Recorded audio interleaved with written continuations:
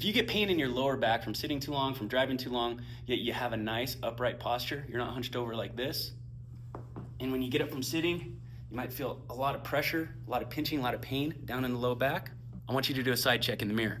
So if that is you, and you have this nice upright posture, but you've got this going on, if your butt tends to stick out, I'm gonna show you what's going on, and I'm gonna give you some simple tips to relieve that pain. All right, so if you've got this sort of posture here, this is what we call an anterior pelvic tilt. More often than not, here's what's going on.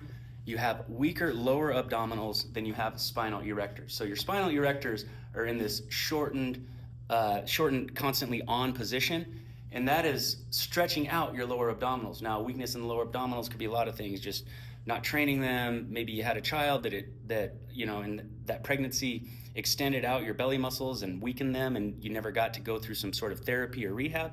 Those are possible explanations. But regardless, if you've got this anterior pelvic tilt, what you're gonna wanna do is you're gonna wanna strengthen those lower abdominals, but before you do, you're gonna wanna mobilize this section. You're gonna wanna get your nervous system comfortable allowing your pelvis to tilt back under you. As a matter of fact, just going from here, just to pull my pelvis under me, all I gotta do is engage those lower abdominals and it pulls it right under. So here's the beginning phase of engaging those lower abdominal muscles and mobilizing that lower back region, that L5-S1 area that gives so many of us so many fits. So what you're going to do is you're going to find something you can put your feet up on. You can use a wall. I got a barbell here. All right, what you're going to want to do is you're going to get your legs straight up like this, okay? What this is going to do is it's going to help flatten my back. So we want our low back, lumbar, and our sacral right here. We want that on the ground.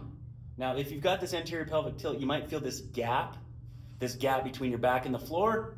That's what we want to address. So as we do this mobilization and this activation, we're going to think about closing that gap that you might be currently feeling between your back and the floor, okay?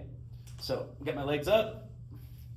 90 degrees is probably about right here. You might not be able to go to 90 degrees, that's fine. Just do whatever you can do right now, okay?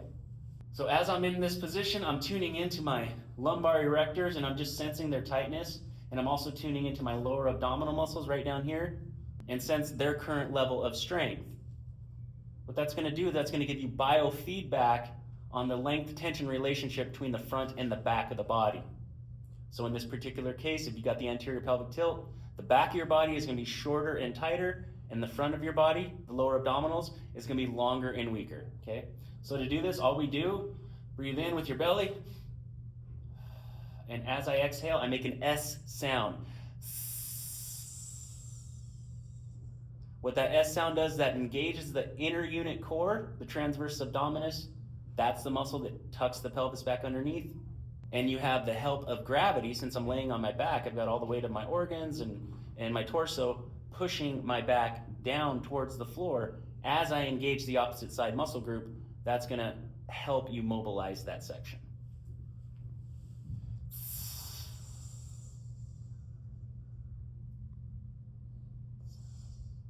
After I've S'd my air out, after I've done that, I'm just gonna stay here and hold this tension as I breathe through it. It might be difficult for you at the start, but that's okay. You might feel some burning, that's okay. If you feel burning, it starts to cramp up a little bit, just drop your legs. But we wanna do this for at least 10-second holds, 10-second hold, 5-second rest. When you get to the point where you can flatten your back using your abdominal muscles and this gravity here, when you get to the point where you can do that and comfortably hold it for 2 minutes, you're ready for training these lower abdominals in a more conditioning fashion.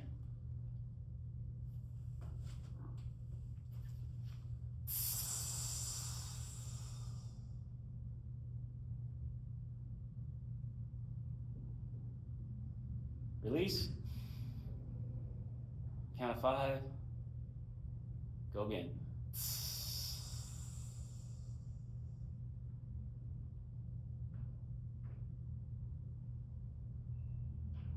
Release.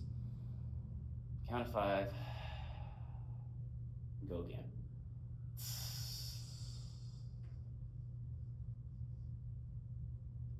All right, now just a couple key items of note as you're doing these. One, if you've been told that lower abdominal weakness is part of your pelvic problem, but you were given lower abdominal exercises such as leg raises,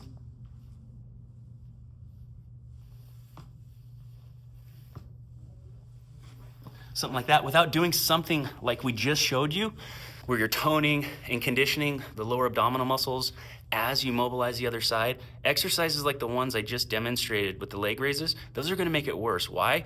Because part of your problem is these hip flexors are short. They're short and tight.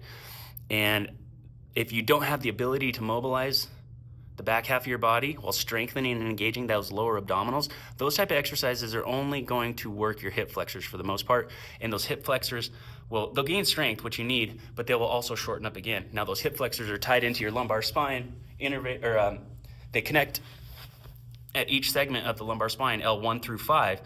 And as you continue to shorten those hip flexors through those exercises, it's gonna create even more curve in your lumbar spine and encourage that hip hinge or that pelvic hinge at L5S1, which is causing the problem.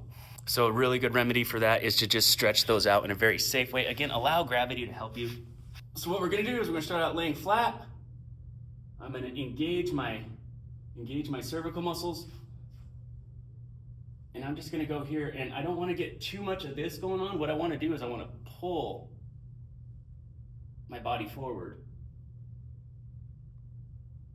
as I look up.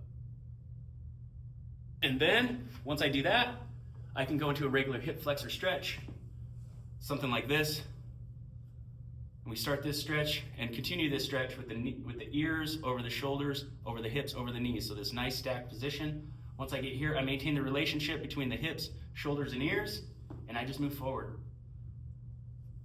Oh, I forgot. Before I move forward, I'm gonna contract in like so. Pre-contract the muscle for a count of 3 to 5. Release, go into my stretch. Put my hand overhead. There's a fascial connection between the shoulder and the hip flexor. Palm out, other arm to the side. I'm just gonna look down and travel forward. Continue to maintain the upright torso. You do that on both sides, just take you 5 or 10 minutes. Do that every day, a couple times a day. Within a couple weeks, you will notice some real legitimate relief. All right, guys, if you're looking for more super simple, super easy to apply, and super effective exercises, I call them like esoteric exercises. And I call them that because there's a lot of benefit in the way you combine your exercises that aren't always given to you like in a traditional therapeutic setting. So if you're interested in more of that, if you're looking to make a turnaround, you're looking to make 2025 your year, join our Fresh Start Fall Challenge. You're gonna pay about 10% of what you'd pay in a one-on-one coaching relationship with me. You're gonna get group support and you're gonna get guaranteed satisfaction. There's really no reason to do it. We're gonna go for 10 weeks. We start after Thanksgiving, and we are gonna get a fresh reset for you in your mind, body, and soul health. Overall wellness, it's holistic, baby. All right, look forward to seeing you in the group.